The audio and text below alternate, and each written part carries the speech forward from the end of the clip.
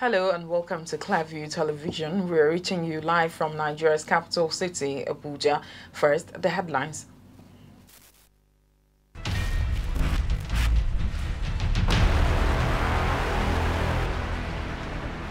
Nigeria Exports Processing Zones Authority partners University of Abuja to establish special economic zone on campus. Iran carries out second execution following anti-government protests. Inauguration of 7th National Children's Parliament kicks off this Monday in Abuja.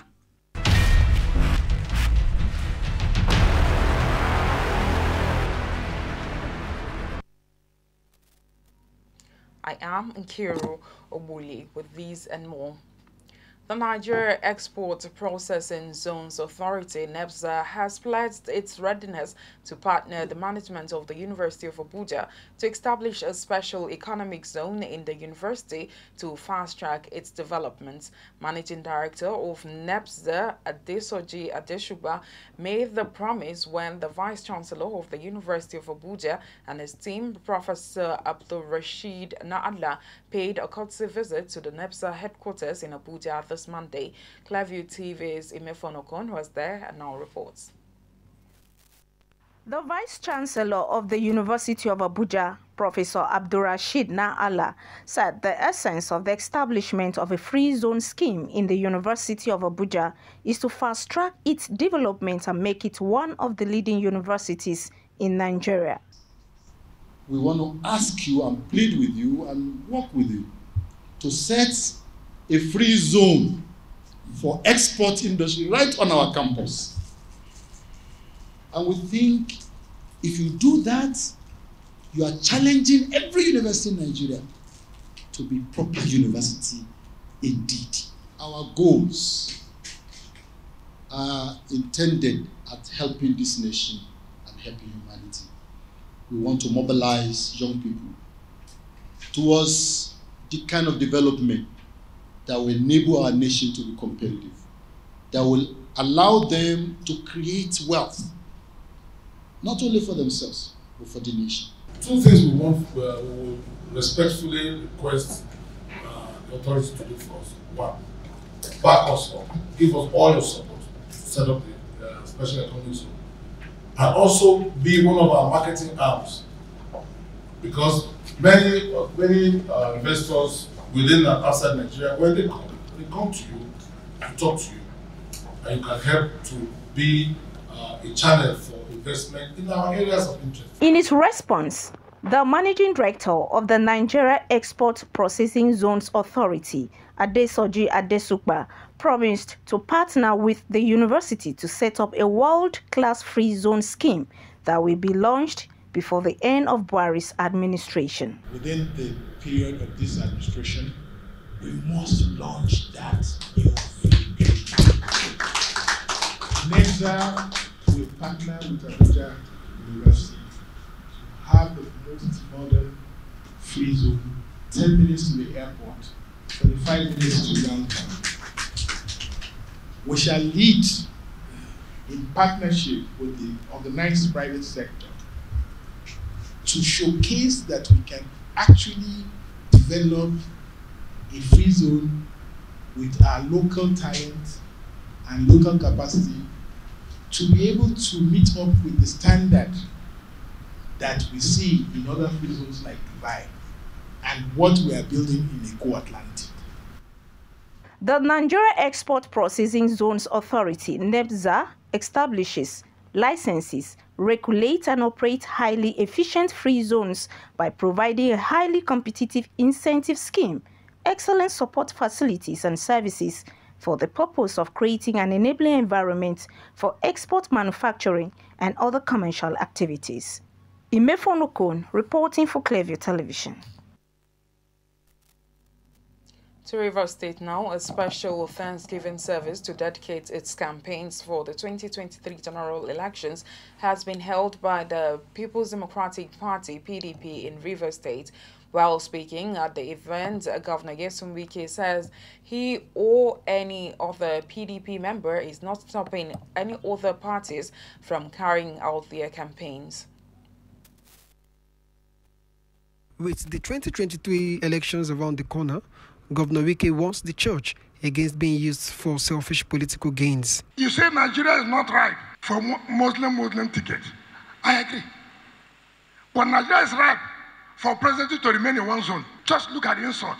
Some people believe that the presidency should go to the south because they are supporting the presidency to go to the south, because believing that they will be vice president for the north. Now, when they didn't get it, they now came through the church. The church will not accept this. Now I have abandoned that principle and gone back for the president to go to the north. What kind of characters are these? He further went on to call on political parties to stop using public schools for their campaigns, except they are ready to pay the kids' stipulated fees and respect Order 21-22. Sometimes they hire thugs, they won't pay them the money. Then they'll start destroying government property. I will say, listen, deposit 5 million naira.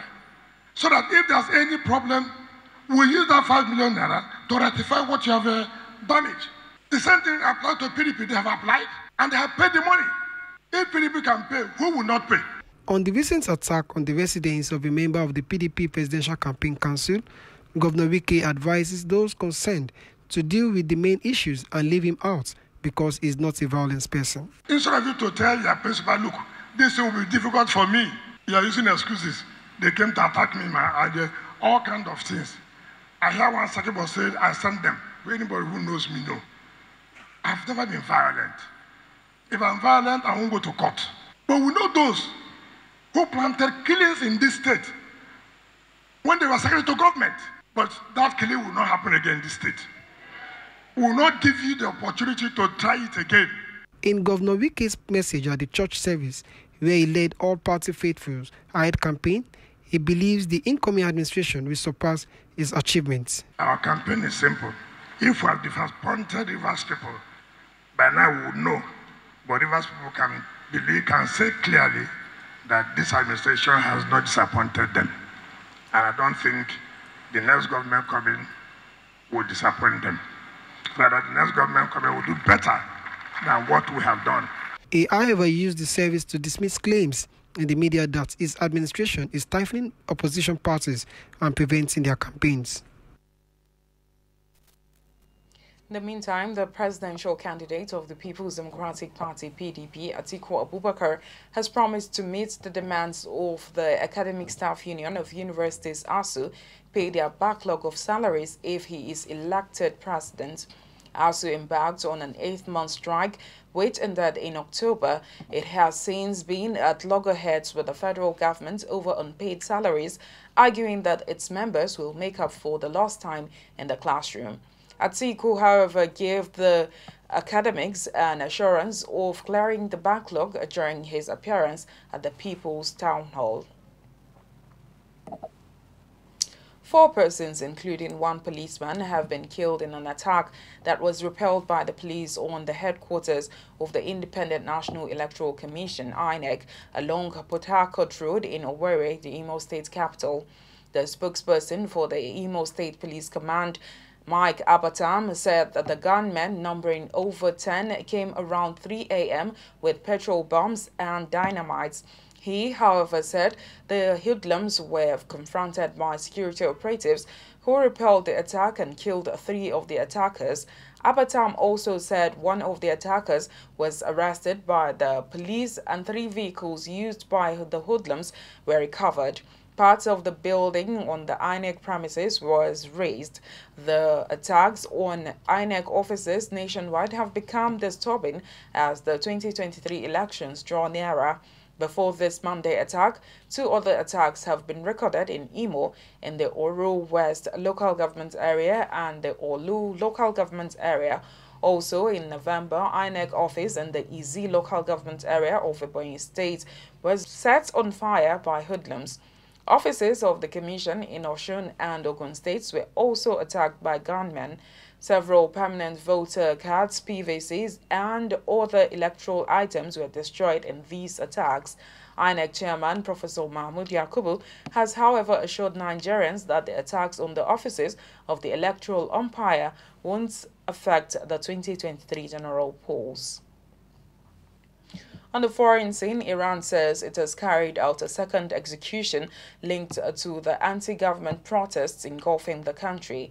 The judiciary announced Majid Reza Rahanavad, 23, was hanged in public early this Monday in the city of Mashhad. A court convicted him of the charge of enmity against God after finding him had stabbed to death two members of the paramilitary Basij resistance force. Human rights groups have warned that protesters are being sentenced to death after sham trials with no process. Director of Norway-based Iran Human Rights says Rahnavad was sentenced to death based on coerced confessions after a grossly unfair process and a show trial. The first execution took place last Thursday, triggering international condemnation. Mohsen Shekari, 23, was convicted of enmity against God after being found to have attacked a Basij member with a machete in Tehran. The opposition activist collective 1500 Tasvir tweeted that Rahnavad's family was not aware that he was going to be executed and that they were telephoned by the officials at 0700 local time and told, quote, "We have killed your son and buried his body in Bashhed's Reza Cemetery." If you're just joining us, you're watching the news on Clearview television. When we come back, we'll bring you stories on women and children. Stay with us. The news continues now with stories from our area of specialization, women and children. After the main transmission of our news, we rebroadcast on our YouTube page, Clearview TV. Do you operate a women or children's NGO? Are you at the helm of affairs of a government establishment or a corporate organization involved in the affairs of women and children? Then you are our partners in progress. We have a mission to better the lot of our women and children. Join us to celebrate womanhood and work assiduously to better the lot of the Nigerian child.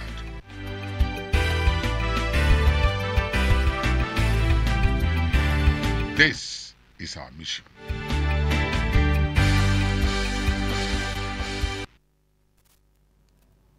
You're welcome back.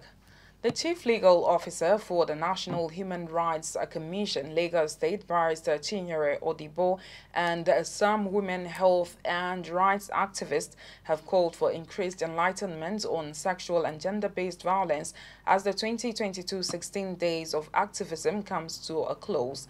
The rights activists also called for more stringent measures to address the menace. From the record of speakers and human rights lawyers, there are worries about the uprise of cases of sexual violence being reported, a situation they say calls for more awareness and quick punishment for offenders. There was one that happened yesterday at Ajao, so that the man killed the wife and all that because of water, stabbed her on the neck. Another one killed his wife for refusing me sex. It's very predominant, in the society now, especially in Lagos State. We've been having a lot of it. But kudos to Lagos State government for the enactment of the VAP Act. Action should be taken, not only in legislative policies, but also in educating people to have them change their mindset. Policies and law can do a lot, punish deviant behaviors, but you can't put 80% of the corporate in prison because we don't have enough prisons for everybody. We all have to come together as one so that we curb all this menace. There's a law guiding all of us. We should abide to the law. And it's high time that everybody engage the space, not just women, even men. We're going down to the grassroots to actually talk about these issues because most women don't really know that they're being faced by this violence, but emotional, because violence is not just the physical one, it's emotional, it's psychological. The recent report from Ajo, Lagos State, leaves many in doubt as to whether the country, particularly Lagos State, is winning the battle against sexual and gender-based violence. Although with several campaigns that characterized the 16 days of activism, many had expected to see drastic reduction in cases. In commemoration of the annual Human Rights Day, human rights activists are advocating on the need to create awareness and mobilize a political will to promote the rights to quality healthcare of young women and girls and their rights to quality sexual reproductive health service. The Community of Action facilitator who will lead Fisayo Oyemi addressed this among authors other top burning issues during a one-day symposium organized in the nation's capital on Monday. Clearview TV's Florence Joshua was there and now reports. Every 10th of December is celebrated globally as the National Human Rights Day. So this year's celebration is centered on dignity, freedom, and justice for all. On this premise, facilitator Community of Actions will lead Fisayo Oyemi speaks on the sexual reproductive health of young girls and women in Nigeria and therefore calls for more action from the necessary quarters. In Nigeria, there is a growing concern that sexual experience of many young women and girls occur without adequate information on contraception, consent, and other rights, and it makes them vulnerable to abuse and violations of their rights. Oftentimes, young women and girl sexuality is seen as something that has to be prevented, discouraged, controlled, or forbidden. As a result, many young women and girls face stigma, barriers to access information, education, and sexual reproductive health and rights services that are adequate, comprehensive, and free of prejudice. These barriers are made worse depending on several factors, such as age, gender, disability, type, poverty, HIV status, sexuality, family and marital status, and the level of education. Other members spoke on the challenges and want the federal government to ensure every woman has access to quality health care. The health sector, they need to change their behavior. They need to have standard operating procedures to provide quality, high quality services that are comprehensive for all categories of persons, irrespective of the person's gender. Health service providers need to go back to the ethics, follow standard operating procedures and guidelines, and make sure they provide services not based on, who is this person? You understand? Treat everybody as a human being and follow your ethics. The facilities should be friendly to everybody. The information and services should be comprehensive. And even within the education sector, let the schools have facilities that incorporate everybody. Women and girls are more vulnerable to when it comes to service and provision in any classification or categories, not just sexual reproductive health and rights, but other forms of services that they might need to prosper as a person. So I feel that government and institutions have to sit down and start looking at the biases that are crumpling up into the provision of these services to us, and also what can they do better. And how can they do it better is by bringing to the table these diverse women and girls.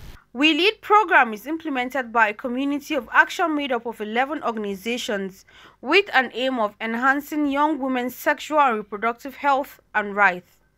Florence Joshua, reporting for Clearview Television.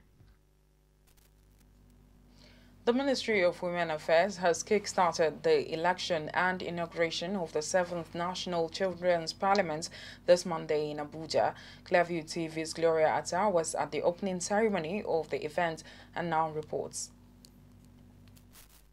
It is often said that children are the leaders of tomorrow.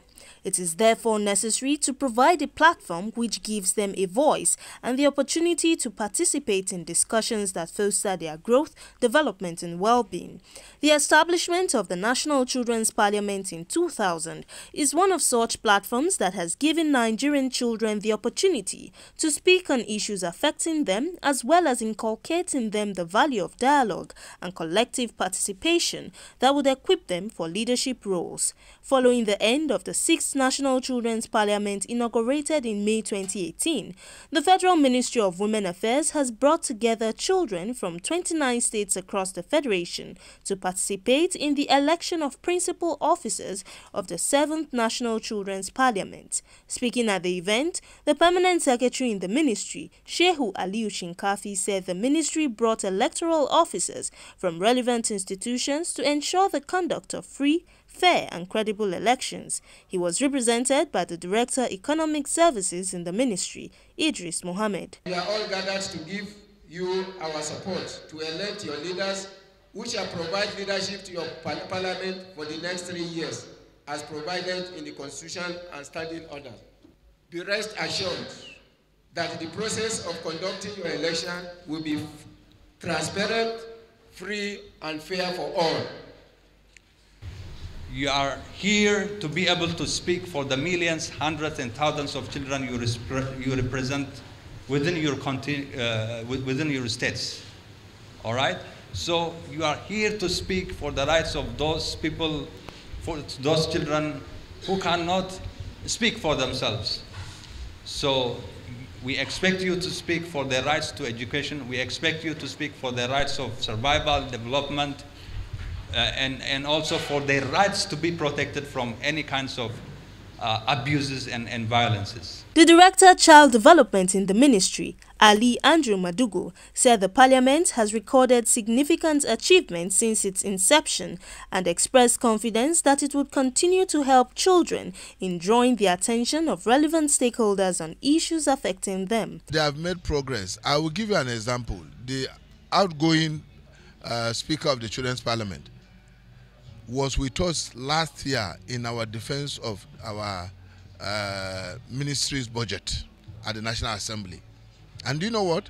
After he finished speaking about the plight and problems and what the children need, do you know that the National Assembly have to call for emergency meeting to discuss and brought out a line for children, budget line for children? Is it not successful? And as I'm telling you, this is part of why we are still having the election. If you remember, when they were talking about the history of the election, we lost a whole session because there was no funding. But because there was a budget line this year, even the election was possible this time around. The event also featured technical sessions on the roles and responsibilities of members of the Parliament and other issues affecting the discharge of their duties. Gloria Atta, reporting for Clearview Television. On a lighter note, with lawyer and philanthropist Prince Ned Nwoko at his Idimuje Uboko country home in Delta State, the politician who is contesting the Delta North senatorial election spoke on some family issues, especially about men from the southern part of the country not marrying more than one wife, thereby pushing some women into prostitution, amongst others. Talking about him and the Oni of Ife having many wives, Nwoko said, quote, "Let me tell you the similarity between me and the Oni of Ife.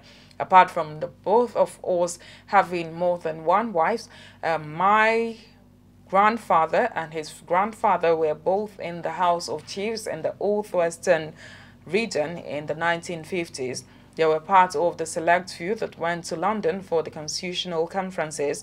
My grandfather and the Oni's grandfather took many photographs together. So the Oni and I have that kind of common background because our grandfathers were kings and served Nigeria in that capacity. And we are now also serving Nigeria by having many wives.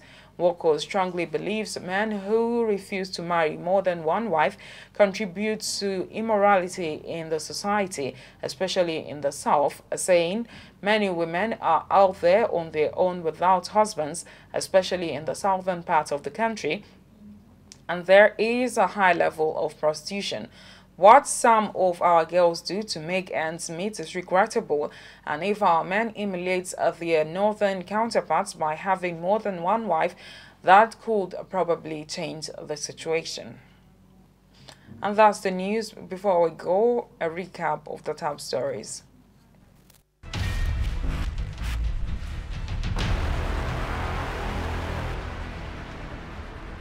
Nigeria Export Processing Zones Authority (NEPZA) has pledged its readiness to partner the management of the University of Abuja to establish a special economic zone in the university to fast-track its development. Managing Director of NEPZA, Adesoji Adeshuba, made the promise when the Vice-Chancellor of the university, Professor Abdul Rashid Na'Allah, and his team paid a courtesy visit to the NEPZA headquarters in Abuja this Monday. Iran said it has carried out a second execution linked to the anti-government protests engulfing the country. The judiciary announced Majid Reza Ranavad, 23, was hanged in public early this Monday in the city of Mashhad after a court convicted him of the charge of enmity against God in what observers called grossly unfair process and a show trial. We also told you that the Ministry of Women Affairs has kick-started the election and inauguration of the 7th National Children's Parliament this Monday in Abuja. Established in the year 2000, the National Children's Parliament serves as a platform that has given Nigerian children the opportunity to speak on issues affecting them as well as inculcate values of dialogue and collective participation that will help sharpen their leadership skills.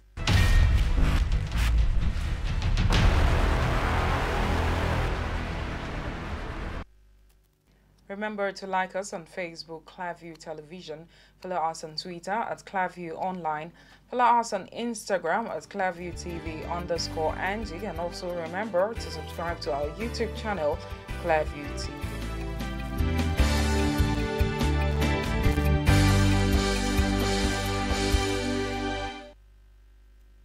Thanks for watching. I am Nkiru Obuli.